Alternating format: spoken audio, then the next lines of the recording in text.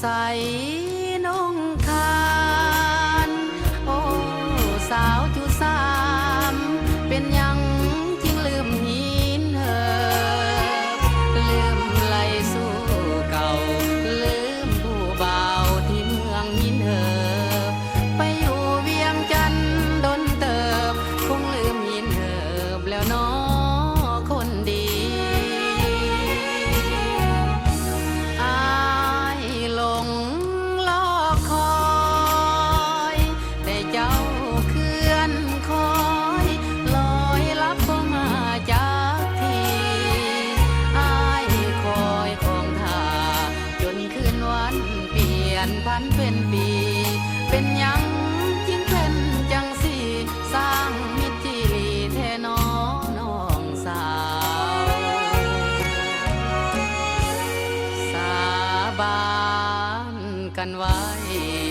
เป็นยังเจ้าจริงบ่จำความหลัง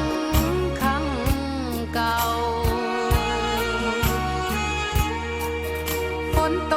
กเสียงฟ้าห้องตึงคะนึงหาน้องบ่เศร้าน้ำตาไหลยาวดังฝนห้ำลงใต้โกกระโดนอ้ายยืนงอยพลคอยน้อ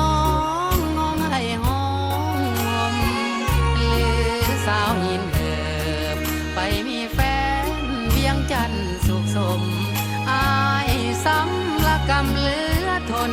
เมื่อสาวตาคมบ่คืนเต่ามา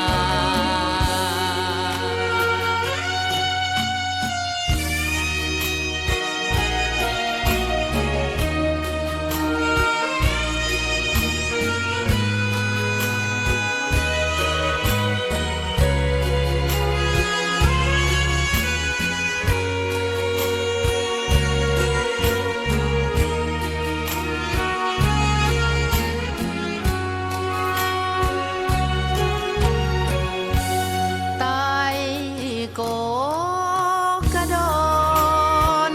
อ้ายยืนงอยพลคอยน้องงองให้ห้องห่ม